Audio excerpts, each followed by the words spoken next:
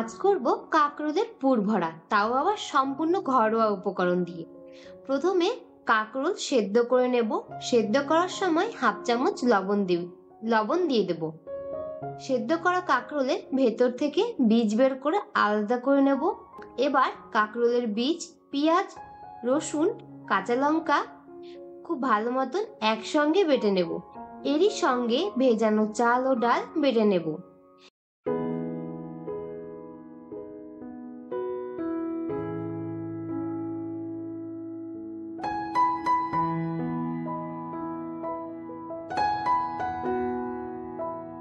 এবার তৈরি করে রাখা পুর একটু তেল দিয়ে ভেজে নেব টাইট করে। ভাজার সময় একটু লবণ ও হলুদও দিয়ে দিচ্ছি। কাঁকরোলের ভেতরে পুর দিয়ে তৈরি করে রাখা চাল ও ডালের ব্যাটার, তার মধ্যে সামান্য একটু লবণ ও হলুদ মেখে ব্যাটারে এপিট ওপিট কাঁকরোল খুব ভালো মতন লাগিয়ে লো টু মিডিয়াম ফ্লেমে ভেজে নিলেই তৈরি কাঁকরোলের মুচমুচে পুর ভরা। রেসিপিটি কার কেমন লাগলো অবশ্যই কমেন্টে জানাবেন।